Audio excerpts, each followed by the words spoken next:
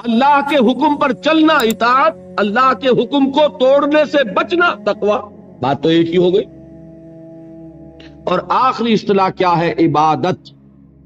عبادت بنا عبد سے، عبد کے معنی غلام، اللہ کی ہمہ وقت ہمہ تن غلامی۔ ایک ہوتا ہے ملازم، ملازم ہمہ وقت ملازم نہیں ہوتا، 8 گھنٹے کام کرنے کا پابند ہے، 9 گھنٹے وہ آپ کے برابر ہے، وہ بھی ایک ووٹ رکھتا ہے، آپ بھی ایک ووٹ رکھتے ہیں، وہ بھی شہری ہے اس ریاست کا، آپ بھی شہری ہے۔ امپلائر امپلائی ریلیشن شپ میں رتبے کا فرق نہیں ہوتا، کام کا کام مسئلہ ہے، آپ کام کر رہے ہیں، وہ آپ کو اجرت دے رہا ہے۔ 8 گھنٹے مزدور آپ کا کام کر رہا ہے، 9 گھنٹے، تو بالکل آپ کے برابر آزاد شہری۔ پھر یہ کہ ملازم اگر آپ نے رکھا ہے باورچی کی حیثیت سے، وہ آپ کا خانسامہ ہے، اس سے آپ یہ نہیں کہہ سکتے کہ میرا کموڈ بھی صاف کر دو، کہہ سکتے ہیں؟ وہ صاف جواب دے گا، جناب میں اس کام کے لیے ملازم ہوں، اس کے لیے ملازم نہیں ہوں۔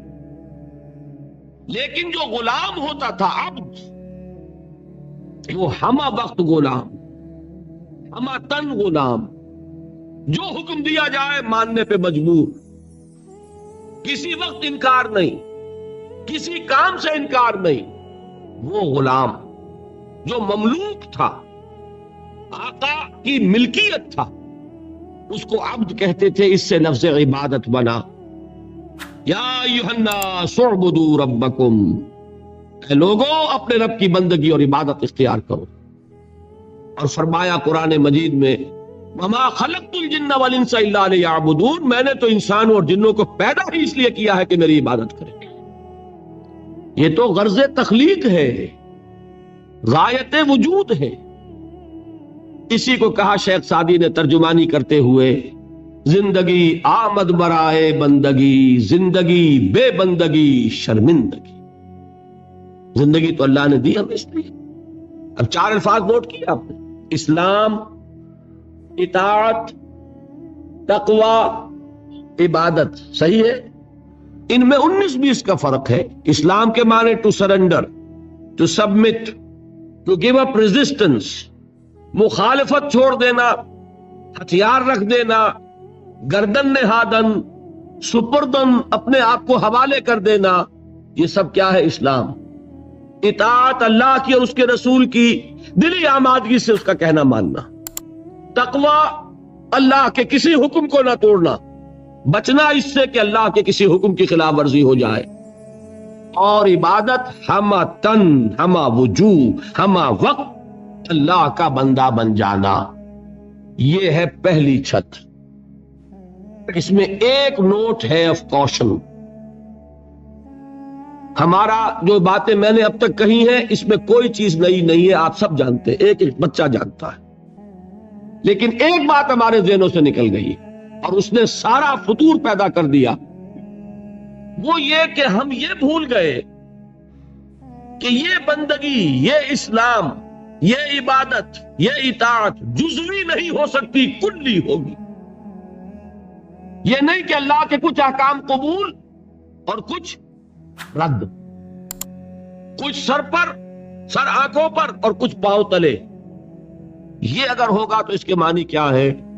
یہ تمسخر ہے، استہزاء ہے، ڈھٹائی ہے، مذاق اڑانا ہے اللہ کے دین کا۔ اور کل میں تجزیہ کر کے بتا چکا ہوں کہ اس میں جو چیز مانی جا رہی ہے وہ بھی اللہ کے حکم کی وجہ سے نہیں، اپنے نفس کی پسند کی وجہ سے۔ جو مانی جا رہی ہے وہ بھی اللہ کی اطاعت نہیں، نفس کی اطاعت۔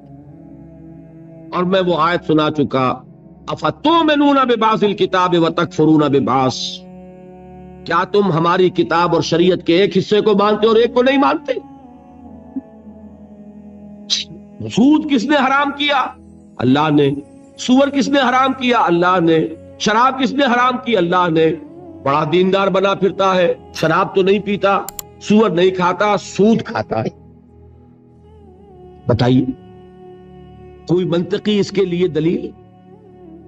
اگر تو اللہ کی حرمت کی وجہ سے ہے تو میں دعوے سے کہتا ہوں کہ خنزیر کی حرمت اور شراب کی حرمت سود کی حرمت کے 100ویں حصے کے برابر بھی نہیں. حدیث سنا چکا ہوں آپ کو. الربا 70 جزءا، سود کے گناہ کے 70 حصے ہیں. ایسروہا، اس میں سب سے ہلکا حصہ اس کے مساوی ہے ان ينكح الرجل امہ، کہ کوئی شخص اپنی ماں سے زنا کرے. اب آپ کیلکولیشن لگا لیجیے، کیا سور کے کھانے پر اللہ کی طرف سے اعلان جنگ آیا ہے؟ کیا شراب کے پینے پر اللہ کی طرف سے اعلان جنگ آیا ہے؟ شراب کے بارے میں تو تسلیم کیا گیا اس میں کچھ خیر بھی ہے، نفع بھی ہے، لیکن اس کو ہم نے حرام اس لیے کیا ہے کہ اس کے مضرت کا پہلو، گناہ کا پہلو اس کے منفعت کے پہلو سے زیادہ ہے. یسألونک عن الخمر والمیسر قل فیہما اسم کبیر ومنافع للناس واسمہما اکبر من نفعہما، یہ فرمایا نا. لیکن حرام اور سود پر کہا کہ اگر باز نہیں آتے فَأَذَنُوا بِحَرْبٍ مِّنَ اللَّهِ وَرَسُولِهِ، تو کان کھول کر سن لو اللہ اور اس کے رسول کی طرف سے اعلان جنگ. یہ بات اچھی طرح سمجھنے کی. یہ بندگی پارشل نہیں ہو سکتی، کمپلیٹ ہوگی. اسلام میں آنا ہے تو پورے کے پورے میں آنا ہوگا، ادھورے میں نہیں آئے. ادھورے میں آتے ہو تو جاؤ، دفع ہو جاؤ، ہمارے ہاں قبول نہیں. ہاں کسی وقت غلطی ہو جائے، کل بیان کر چکا ہوں، خطا ہو جائے، تو ایل از ہیومن. حضور نے فرمایا کل بنی آدم خطاؤون وخیر الخطائین التوابون، تمام انسان خطا کار ہیں، خطا کاروں میں بہترین وہ ہے جو توبہ کرے. لیکن توبہ کی بھی قرآن مجید میں شرح کر دی. ایک توبہ وہ ہوتی ہے ساری عمر حرام خوری کرتے رہو اور موت کے وقت آگے ہاتھ جوڑ دو، وہ توبہ قبول نہیں ہوگی.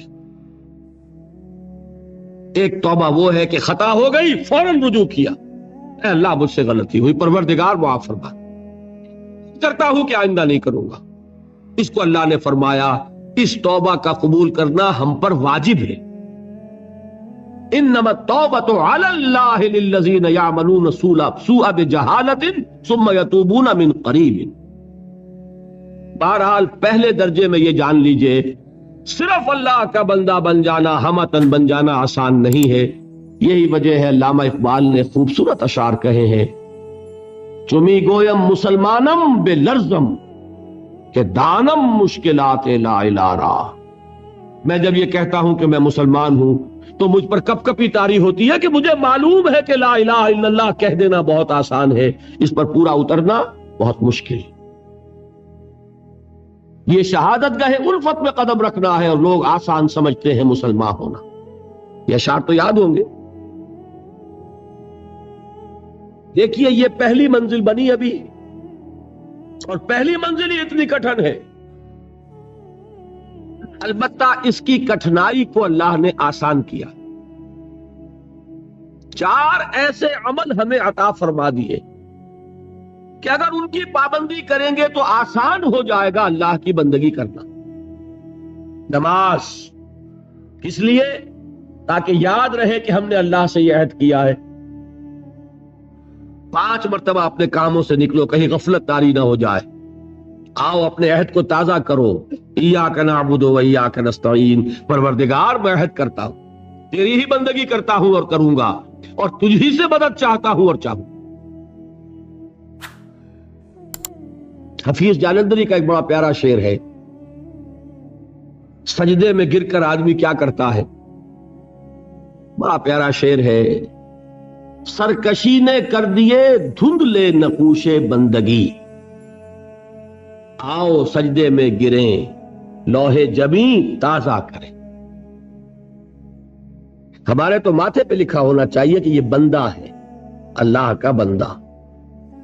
سرکشی جو ہے اس کی وجہ سے یہ نقش کچھ مدھم ہو گئے ہیں. سجدے میں گرو اور تازہ کرو تاکہ وہ نقش بندگی جو ہے پھر اجاگر ہو جائے. سرکشی نے کر دیے دھندلے نقوش بندگی، آؤ سجدے میں گریں لوہے جبیں تازہ کریں. نماز کیا ہے؟ بندگی کے اقرار کو تازہ کریں. پھر اس عبادت میں آڑے آتے ہیں انسان کے نفسانی خواہشات. اس نفسانی خواہشات کا مقابلہ کرنے کے لیے کیا دیا؟ روزہ۔ حضور نے فرمایا الصوم جنتن، روزہ ڈھال ہے۔ نفس کا حملہ کس پر روکو گے؟ روزے کی ڈھال پر۔ پیٹ کھانے کو مانگتا ہے لیکن اپنے اندر ضبط پیدا کرو۔ 1 مہینے تک صبح سے شام تک شریر بھوک کے باوجود نہیں کھا رہے، حلال چیزیں نہیں کھا رہے، بہترین پھل موجود ہے فریج کے اندر، حلق میں کانٹے پڑ رہے ہیں اور فریج کے اندر روح افزا کی بوتل موجود، نہیں پی رہے۔ کیوں؟ کہ اللہ کا حکم نہیں۔ اگر اس کی عادت ہو جائے گی تو بقیہ 11 مہینے حرام سے تو بچو گے کہ نہیں؟ یہ مشق ہے، یہ بندگی کی مشق کرائی جا رہی۔ پریڈ کرتا ہے ایک فوجی کس لیے؟ جس وقت پریڈ کر رہا ہے اس وقت جنگ تو نہیں ہو رہی نا، لیکن مشق کرے گا تو چاق و چوبند رہے گا کہ جب جنگ ہوگی تب بھی یہ چاق و چوبند رہے، اور ایک کوشن پر موو کرے، ایک کمانڈ کے اوپر آگے ٹوٹ پڑے۔ اس کی عادت کرنی پڑتی ہے۔ تو نفس کے حملوں کو روکنے کی عادت پیدا ہوئی کس سے؟ روزے سے۔ اللہ کی بندگی میں ایک بہت بڑی رکاوٹ ہے مال کی محبت۔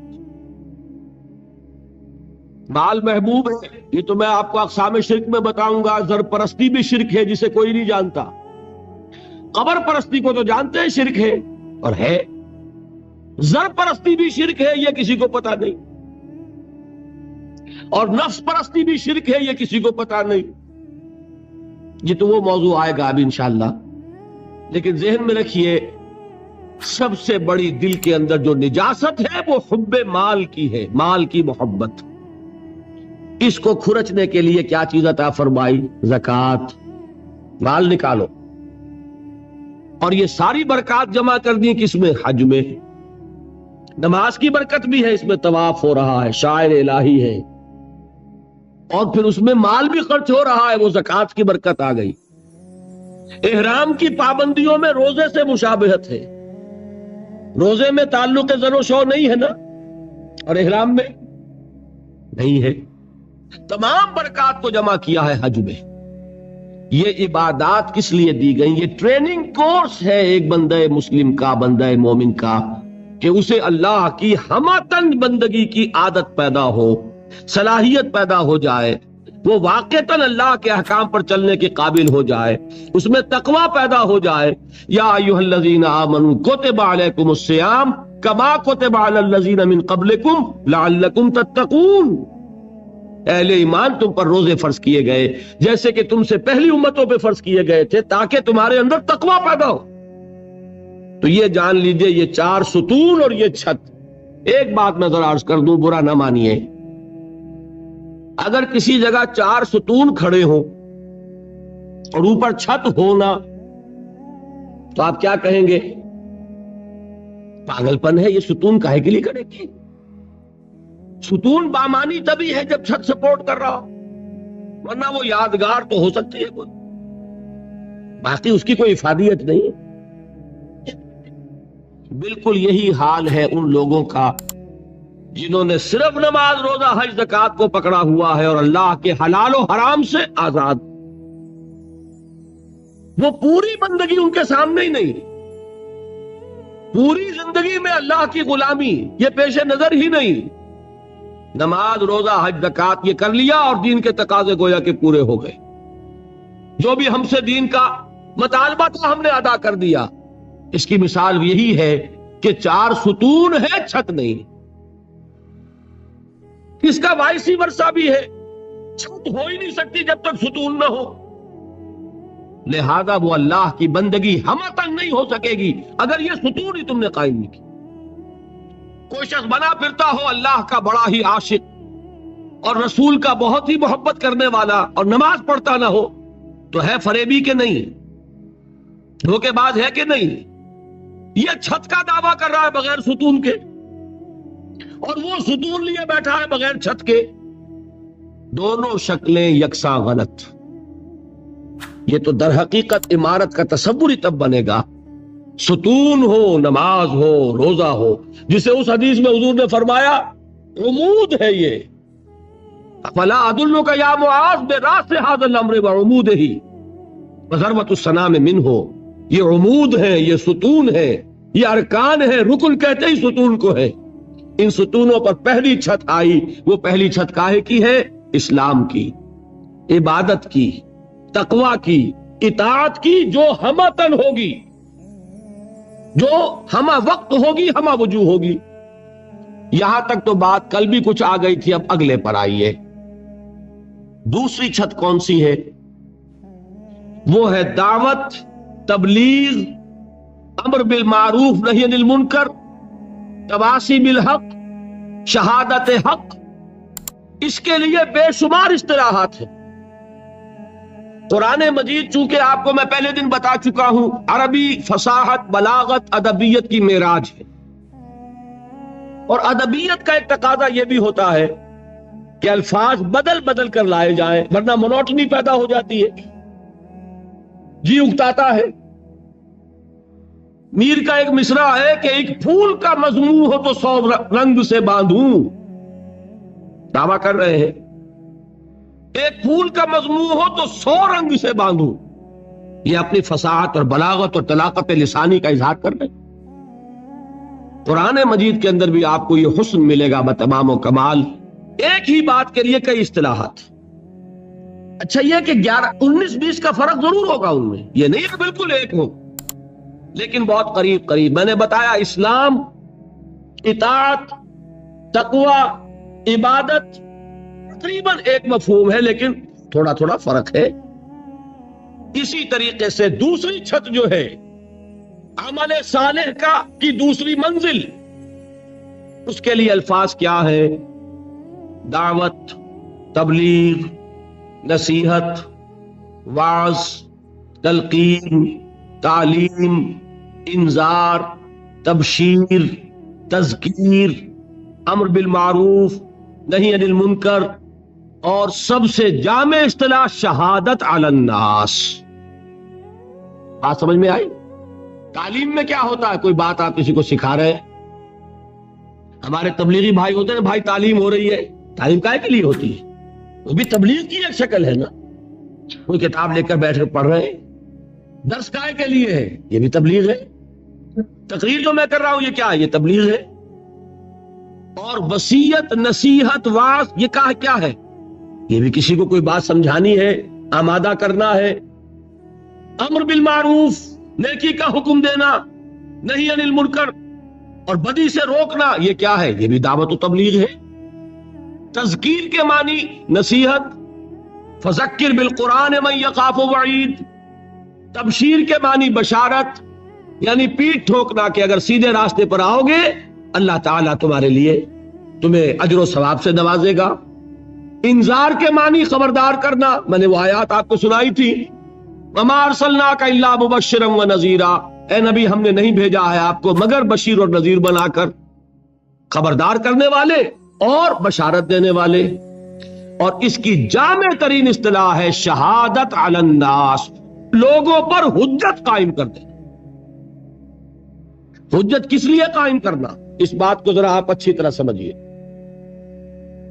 یہ در حقیقت فریضہ ہے رسالت کا۔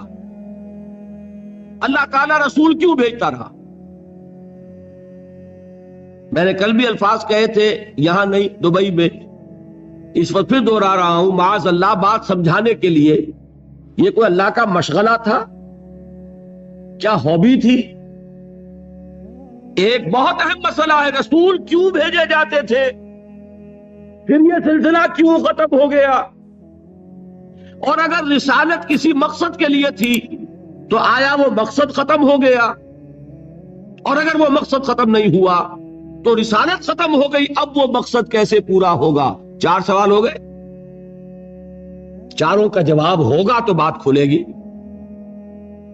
رسول کس لیے بھیجے جاتے تھے؟ دعوت، انذار، تبشیر، کس لیے؟ دیکھیے سورہ نساء کی آیت ہے، اللہ تعالیٰ توفیق دے آپ کو، 6واں پارہ شروع ہوتا ہے، وہاں یہ مقام ملے گا۔ بہت سے رسولوں کا اللہ نے وہاں نام لیا ہے، بعض مقامات قرآن مجید کے ہیں جہاں انبیاء اور رسولوں کے ناموں کے گلدستے ہیں۔ 16 نام، 17 نام، 20 نام مل جائیں گے آپ کو، 28 نام. ایک گلدستہ ہے سورہ نساء میں 6 پارے کے شروع. تمام رسولوں کا نام لے کر اب فرمایا رسولا مبشرین و منذرین لئلا یکون للناس علی اللہ حجۃ بعد الرسل وکان اللہ عزیزا حکیما.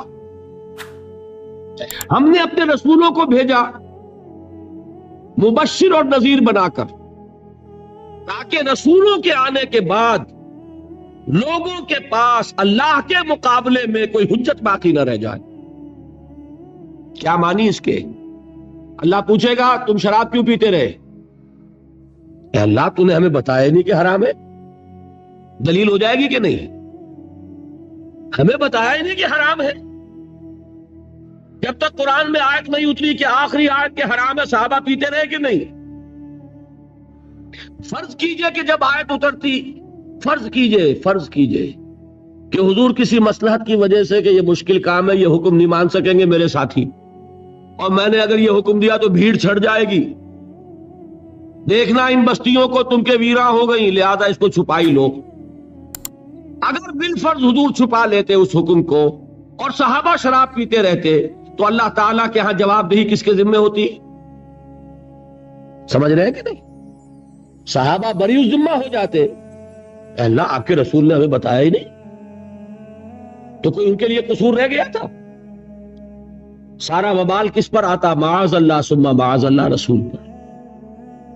ہاں رسول نے پہنچا دیا، اب رسول بری.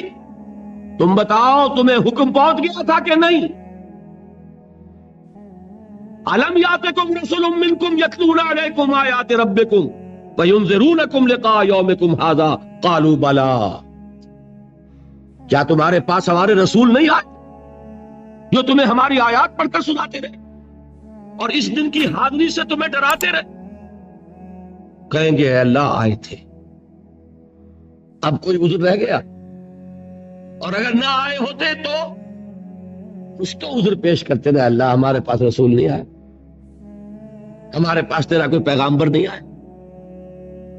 اس دلیل کو، اس عذر کو، اس حجت کو ختم کرنے کے لیے اللہ نے رسولوں کو بھیجا. اتمام حجت اسی کا نام ہے. بات سمجھ میں آ رہی ہے نا؟ اچھی طرح سمجھیے. فلسفہ نبوت اور رسالت یہ اللہ کی ہابی نہیں تھی، یہ اللہ کا ایک فضل ہے، اللہ کی رحمت ہے. اور اللہ نے انسانوں پر حجت جو ہے آخری درجے میں قائم کی. دیکھیے یہیں سے بات سمجھ میں آئے گی کیوں انسانوں کو رسول بنا کے بھیجا، فرشتہ کیوں نہیں بھیجا؟ فرشتہ پروں سے اڑتا ہوا نیچے اترتا تو ابو جہل بھی مان لیتا، کیا نہیں مانتا؟ وہ تو کہتے تھے اللہ نے فرشتہ کیوں نہیں بھیجا؟ ہمارے جیسا انسان، وہی 2 آنکھیں، وہی 2 ہاتھ، وہی 2 پاؤں، ابھی چند سال پہلے تک کاروبار کر رہے تھے، کرتے تھے کہ نہیں؟ تجارتی سفر کر رہے تھے، کھانا بھی کھاتے ہیں، بھوک بھی لگتی ہے انہیں، تعلق زن و شو بھی ہے، اولاد بھی ہوئی ہے ان کے، تو کیوں رسول بنائے؟ یہ سب سے بڑی دلیل رہی ہے کفار کی. اللہ نے کیوں بنایا؟ اس لیے کہ انسانوں پر حجت انسان ہی قائم کر سکتا ہے. اس لیے کہ حجت صرف قول سے نہیں ہوتی، عمل سے بھی ہوتی ہے. سچ بولو تو سب کہہ دیں گے، سچ بول کر دکھانا جب تک یہ نہ ہو حجت قائم نہیں ہوگی. سمجھ رہے ہیں کئی بات؟ کم نہ تولو، سبھی جانتے ہیں، لیکن کوئی دکاندار ہو اور کم نہ تولے، اب حجت قائم ہوئی. اللہ کی بندگی کے سوا کسی کی بندگی نہ کرو، کہنا آسان ہے، لیکن یہ کہنا کہ دیکھو میں صرف اللہ کا بندہ ہوں، یہ بہت مشکل ہے. انی عبد اللہ انا اول المسلمین، میں تمہیں اسلام کی دعوت دے رہا ہوں تو اے لوگوں پہلے مسلمان میں ہوں، جو حکم تمہیں دے رہا ہوں پہلے اس پر عمل کر رہا ہوں. اور اگر وہ ہوتے فرشتے تو ہم تو بڑے سقراط اور بقراط نے ہم کہتے جی انہوں نے کر دیا تو کون سا کمال ہے، انہیں نہ پیٹ لگا، نہ جورو، نہ جاتا، کچھ نہیں. یہ اگر کر دیں تو کوئی کمال کی بات نہیں ہے، لیکن انسان کے لیے ناممکن ہے۔ درمیان قار دریا تختہ بندم کر دئی، باز بھی گوئی کہ دامن ترمکن ہوشیار باش۔ پیٹ ہمیں لگا دیا، شہوت ہمارے ساتھ چمٹا دی، پھر کہتے ہیں دیکھو سیدھے رہو۔ لیکن یہ سب کچھ جس کے ساتھ لگی ہوئی تھی، اس نے تب وہ سیدھی زندگی گزار کر دکھائی، اب حجت قائم۔ بات سمجھ میں آئی؟ اچھا، رسالت کس لیے تھی؟ حجت قائم کرنے کے لیے، اسی کے لیے دعوت، اسی کے لیے تبلیغ، اسی کے لیے تلقین، اسی کے لیے نصیحت، اسی کے لیے تذکیر، اسی کے لیے انذار، اسی کے لیے تبشیر، اسی کے لیے امر بالمعروف، اسی کے لیے نہی عن المنکر۔ صحیح؟ اچھا اب سوچئے، اگر رسالت کا مقصد تھا انسانوں پر حجت قائم کرنا، تو کیا انسان ختم ہو گئے؟ پھر رسالت کیوں ختم ہو گئی؟ کیوں گئے ہوں گے؟ عقلی بات ہے کہ نہیں؟ اور آپ سن لیجئے، یہی جگہ ہے جہاں سے دھوکہ کھایا اور دھوکہ دیا غلام احمد قادیانی نے۔ بات اتنی وزنی تھی کہ بڑے بڑوں نے مان لی۔ چودھری ظفر اللہ کوئی عام آدمی تھا؟ کتنی اونچی پوزیشن تک پہنچا؟ کوئی بڑا ہی مغالطہ ہوگا نا جو کھایا۔ سمجھ رہے بات میری؟ ڈاکٹر عبدالسلام کوئی کودن ہے، ان پڑھ ہے، چھوٹی ٹھوکر نہیں لگ سکتی، کوئی بہت بڑی ٹھوکر لگی۔ وہ بہت بڑی ٹھوکر یہ ہے، غلام احمد قادیانی نے جہاں سے بات شروع کی وہ یہ تھی کہ نبوت تو رحمت تھی، نبوت کا مقصد انسانوں کی ہدایت، نبوت کا مقصد انسانوں پر حجت قائم کرنا۔ انسان ختم نہیں ہوئے، نبوت کیسے ختم ہو جائے؟ یہاں سے بات چلا کے پھر اس نے اپنی نبوت کا دعویٰ کیا۔ بات سمجھ میں آئی؟ پہلے آدمی کو سٹیج تیار کرنا پڑتا ہے نا، تمہید باندھنی پڑتی ہے۔ تمہید تھی، تمہید وزنی تھی، لیکن جواب غلط تھا۔ صحیح جواب کیا ہے؟ اللہ نے ہدایت کامل کر دی محمد پر صلی اللہ علیہ وسلم، اس ہدایت کو محفوظ کرنے کا ذمہ لیا خود۔ انا نحن نزلنا الذکر وانا لہ لحافظون۔ اب کام رہ گیا دعوت اور تبلیغ اور اتمام حجت، یہ حضور کے بعد لازم کر دی امت محمد پر۔ اب جواب صحیح آیا، نبی کی ضرورت نہیں۔ نبی کی ضرورت کب تھی؟ جبکہ ابھی ہدایت کامل نہیں ہوئی تھی، ابھی تو انسان کی ذہنی استعداد اتنی نہیں ہوئی تھی کہ کامل ہدایت دے دی جاتی۔ ایک بچہ ہے پرائمری کا، اسے آپ فلسفہ پڑھائیں گے کیا؟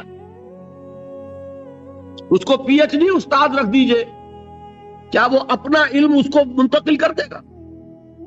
اس کی اپنی استعداد بھی تو چاہیے کہ نہیں؟ وہ ایم اے کر چکے گا تو فلسفہ پڑھائیے اس کو۔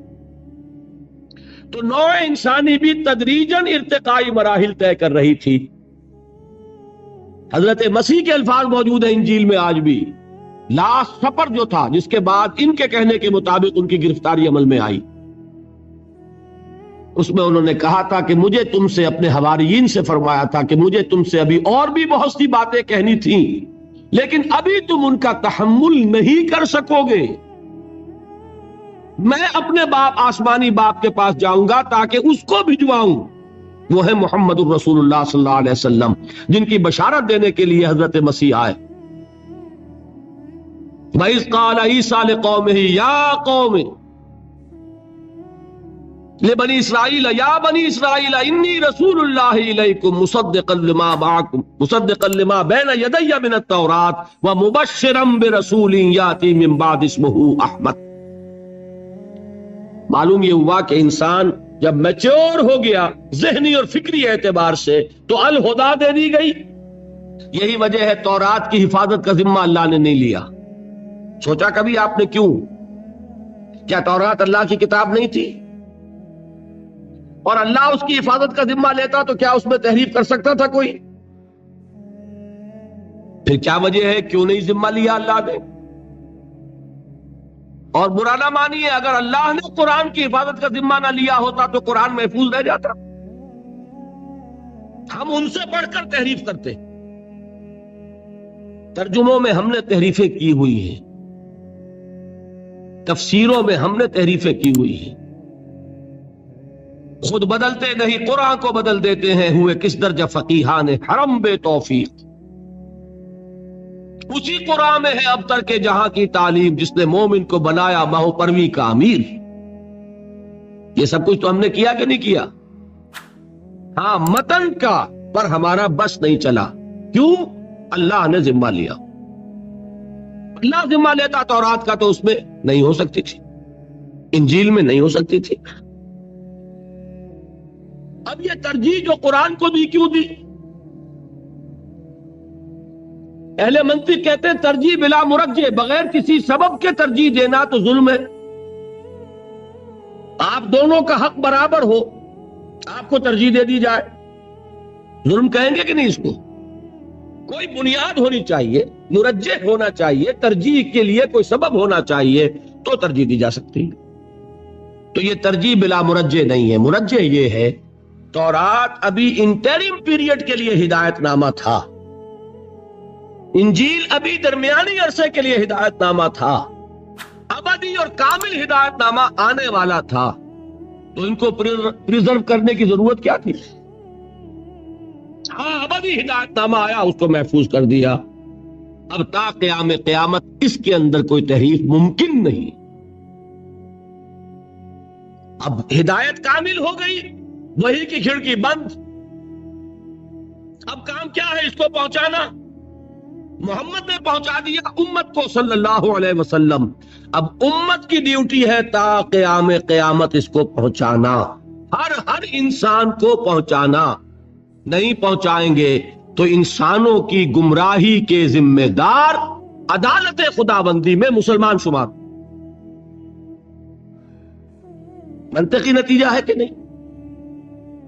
اگر حضور نہ پہنچاتے بالفرض تو لوگوں کی گمراہی کا وبال کس پر ہوتا؟ دیکھیے، یہ وجہ ہے حضور نے حجۃ الوداع میں گواہی لی ہے۔ 1.25 لاکھ یا 1,40,000 کا مجمع تھا صحابہ کرام کا، 23 برس کی محنت شاقہ، کیا کیا مصیبتیں اٹھائی ہیں، کیا کیا تکلیفیں جھیلی ہیں، کیسی مشقت، ناقابل تصور مشقت۔ 3 سال کی شیب بنی ہاشم کی محصوری، یوم طائف، یوم احد، غار ثور، میدان بدر، غزوہ احزاب، یاد ہے؟ لیکن 23 برس کی محنت کا حاصل اللہ نے کوشش کو سفل کر دیا، برابر کر دیا۔ جزیرہ نما عرب سے شرک کا، کفر کا خاتمہ ہو گیا۔ جاء الحق وزهق الباطل ان الباطل کان زہوقا، اور اب 1.25 لاکھ کا مجمع ہے، کلمہ گو۔ حضور نے خطبہ ارشاد فرمایا، مشہور خطبہ، آخر میں سوال کیا، الا هل بلغت، لوگوں میں نے پہنچا دیا کہ نہیں؟ اور جواب دیا پورے مجمع نے بیک زبان، انا نشهد انك قد بلغت الرسالة واديت الامانة ونصحت الامة وكشفت الغمة۔ ہاں حضور، ہم گواہ ہیں، آپ نے رسالت کی ادائیگی کا حق ادا کر دیا، امانت کی ادائیگی کا حق ادا کر دیا، ہماری خیر خواہی کا حق ادا کر دیا، اور گمراہی کے اندھیروں کے پردوں کو چاک کر دیا۔ 3 دفعہ سوال کیا، 3 دفعہ جواب لیا۔ یہ حضور کا عام معمول بھی تھا، کہ وجہ یہ کہ لاؤڈ سپیکر تو تھے نہیں۔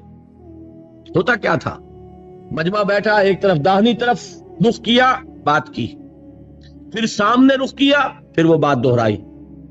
جب داہنی طرف رخ ہے، بائیں والوں کو نہیں سنائی دے گا، پھر بائیں جانب رخ فرمایا اور بات کی 3 مرتبہ۔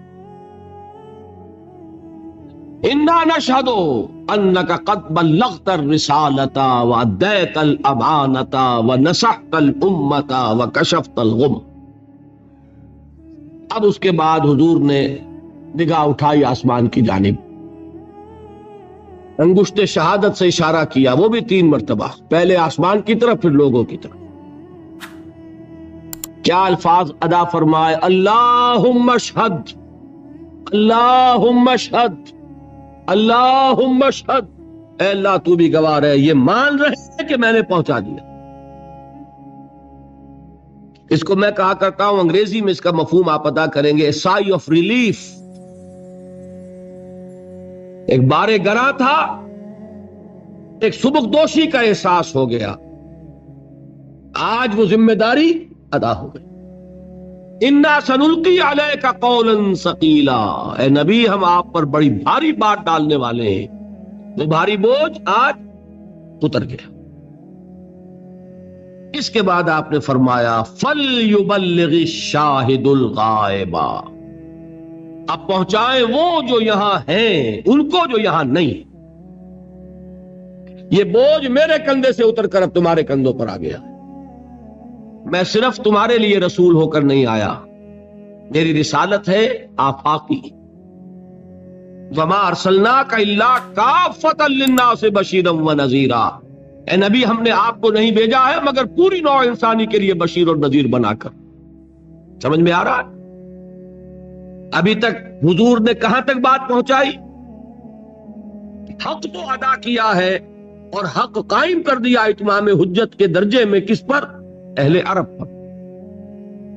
ایران کے تو صرف بادشاہ کے پاس سے خط پہنچا ہے نا، اور اس بدبخت نے وہ خط بھی پھاڑ دیا. اسے ہی شائع کر دیتا، پبلش کر دیتا، ہر ایرانی تک پہنچا دیتا، تو کم سے کم حضور کا دعوی نبوت تو پہنچ گیا ہوتا. انہوں تو وہی پھاڑ دیا. تو کیا ایرانیوں کو تبلیغ ہو گئی؟ رومیوں کو ہو گئی؟ آپ کہہ سکتے ہیں کہ خطوط پہنچ گئے حضور کے، لیکن کیا ہندیوں کو ہو گئی؟ وہاں تو خط بھی نہیں پہنچا. کیا چینیوں کو ہو گئی؟ کون کرے گا یہ ہے وہ ذمہ داری کا بوجھ جو امت کے کاندھے پر منتقل ہو گیا. اب یہ شہادت علی الناس کی ذمہ داری ہے مسلمانوں تم پر ہے. کل میں نے سورہ حج کی آخری 2 آیات تلاوت کی تھی. آخری آیت کیا ہے؟ وَجَاهِدُوا فِي اللَّهِ حَقَّ جِهَادِهِ. اے مسلمانوں اللہ کے لیے محنتیں کرو جیسی کہ محنت کا حق ہے. کس لیے کرو؟ یہ ذرا میں آیت لمبی ہے، مختصر کر رہا ہوں درمیان کا حصہ چھوڑ کر. لِيَكُونَ الرَّسُولُ شَهِيدًا عَلَيْكُمْ وَتَكُونُوا شُهَدَاءَ عَلَى النَّاسِ، تاکہ تم بنو گواہ لوگوں پر اور رسول بنے گواہ تم پر. رسول گواہی دے دیں گے قیامت کے دن، اے اللہ میں نے پہنچا دیا تھا. بری ہو جائیں گے. اب ذمہ داری تمہاری ہوگی، اپنا حساب بھی دو اور مزید دوسروں تک پہنچانے کی ذمہ داری تم پر تھی. تم نے پہنچایا کہ نہیں؟ اے اللہ یہ تو نہیں کیا. کیا نتیجہ نکلا؟ لوگوں کی گمراہی کے ذمہ دار کون؟ تم. سمجھ رہے اہمیت؟ اسی کو سورہ بقرہ میں دہرایا، وَكَذَلِكَ جَعَلْنَاكُمْ أُمَّةً وَسَطًا لِتَكُونُوا شُهَدَاءَ عَلَى النَّاسِ وَيَكُونَ الرَّسُولُ عَلَيْكُمْ شَهِيدًا. اے مسلمانوں تمہیں ہم نے بہترین امت بنایا ہی اس لیے ہے تاکہ تم گواہ بنو پوری نوع انسانی پر اور رسول گواہ بنے تم پر صلی اللہ علیہ وسلم. قرآن مجید میں اہم مضمون 2 مرتبہ ضرور آتا، یہ 2 مرتبہ میں نے گنوا دیا. سورہ حج کی آخری آیت، سورہ بقرہ میں دوسرے پارے کے شروع میں. یہ ہے ہماری اس عملی ذمہ داری کی دوسری سطح، اور یہ جان لیجئے یہ فرض ہے. میں تواصی بالحق میں ثابت کر چکا 3 بنیادیں اس کی ہیں، اور یہاں بھی میں نے ثابت کر دیا کہ در حقیقت یہ ختم نبوت کا لازمی تقاضا ہے. جو ٹھوکر کھائی غلام احمد قادیانی نے وہ کیا کہ لوگوں کی ہدایت کے لیے نبوت جاری رہنی چاہیے. یہ حماقت ہے۔ نبوت کامل ہو چکی محمد پر، ہدایت کامل ہو چکی محمد پر صلی اللہ علیہ وسلم، اور اس ہدایت کو اللہ نے ہمیشہ کے لیے محفوظ کر دیا۔ اب نبوت کی ضرورت نہیں، اب اس کی تبلیغ ہے، اس کو پھیلانا ہے، اس کو پہنچانا ہے، اس کی نشر و اشاعت ہے، حجت کا قائم کرنا ہے، اور یہ ذمہ داری ہے اب امت محمد کی صلی اللہ علیہ وسلم۔ اگر وہ کرے گی سرخرو ہوگی، نہیں کرے گی تو دنیا کی گمراہی کا وبال اس کے کندھے پر۔ میں اس کی سادہ مثال ایک دیا کرتا ہوں، قرآن مجید میں بھی ہے، اور جو سادہ مثال ہے اس سے پہلے بات سمجھ لیں۔ آپ نے اپنے کسی عزیز کو پیغام بھیجا کسی پیغامبر کے ہاتھوں، کل شام تک یہ کام بھائی ضرور کر دینا ورنہ میرا بڑا نقصان ہو جائے گا۔ ہو سکتا ہے کہ کہیں کسی کا اقامہ گم ہوا ہو بھائی، اور سعودی عرب کا اقامہ ہو، یہاں کا نہیں، یہاں تو پھر بھی کچھ نرمی ہے شاید، اور اس کو نے کہا ہو کہ بھائی یہ درخواست دے کر لے لینا اس کی رسید ورنہ میں گرفتار ہو جاؤں گا، ٹھیک ہے، لیکن وہ اقامے کی درخواست نہیں دی گئی، آپ گرفتار ہو گئے۔ غصے میں جو آپ کو جھنجھلاہٹ آئے گی کس پر آئے گی؟ فرض کیجئے کہ آپ اپنے اس عزیز سے شکوہ کرتے ہیں کہ میں نے تمہیں پیغام بھیجا تھا، تم نے نہیں کیا کام۔ اگر وہ یہ کہہ دے بھائی مجھے آپ کا پیغام ملا ہی نہیں، تو اب کچھ اور کہہ سکیں گے آپ اس سے؟ وہ تو بری ہو گیا تھا۔ سارا غصہ کس پہ آئے گا؟ اس پیغامبر پہ۔ تمہیں میں نے اتنی اہم ذمہ داری سونپی، تم نے اس کا حق ادا نہیں کیا۔ اور وائسی ورثہ کیا ہوگا اگر وہ پیغامبر پیغام پہنچا دے اور اس کا قصور ہو دوسرے کا، تو وہ یہ کہہ کے فارغ ہو جائے گا بھائی مجھے تو نہیں درخواست دینی تھی نا، درخواست تو اسے دینی تھی، میرے ذمہ تھا پیغام پہنچانا، میں نے پہنچا دیا تھا۔ اب یا یہ مجرم یا وہ مجرم، اسی کو ذہن میں رکھیے۔ اللہ نے پیغام بھیجا رسول کے ذریعے نوع انسانی کے نام، رسول پہنچا دے تو بری، اور ساری ذمہ داری اب انسانوں کی۔ رسول نہ پہنچائے تو دوسروں کی ذمہ داری جو ہوگی سو ہوگی، پہلی ذمہ داری رسول کی ہو جائے۔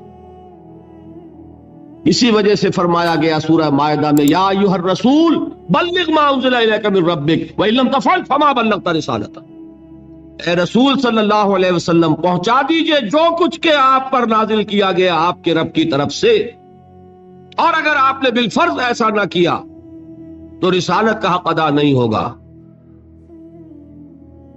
اور اسی کو فرمایا گیا سورہ اعراف کے شروع میں، یہ ہے اہم، نہایت اہم اصول، آیت نمبر 6 سورہ اعراف کی، فَلَنَسْأَلَنَّ الَّذِينَ أُرْسِلَ إِلَيْهِمْ وَلَنَسْأَلَنَّ الْمُرْسَلِينَ، ہم پوچھ کر رہیں گے ان سے بھی جن کی طرف رسولوں کو بھیجا، اور ہم پوچھ کر رہیں گے رسولوں سے، تم نے پہنچایا کہ نہیں؟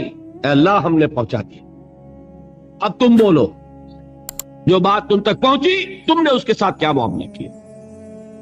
یہ ہے وہ ذمہ داری، جان لیجئے اب ختم نبوت کے بعد یہ ذمہ داری it has taken the form of a collective responsibility، ایک اجتماعی ذمہ داری ہے، شخصاً کوئی نبی نہیں، کوئی رسول نہیں، آخری نبی محمد، آخری رسول محمد صلی اللہ علیہ وسلم، لیکن اب وہ ذمہ داری جو ہے وہ ادا کرنی ہے پوری امت محمد کو بحیثیت مجموعی۔ اور امت کس شے کا نام ہے، کس چڑیا کا نام ہے؟ میں اور آپ مل کر ہی امت بنتے ہیں نا۔ اگر میں اپنے آپ کو فارغ سمجھوں، آپ اپنے آپ کو فارغ سمجھیں، کام کون کرے؟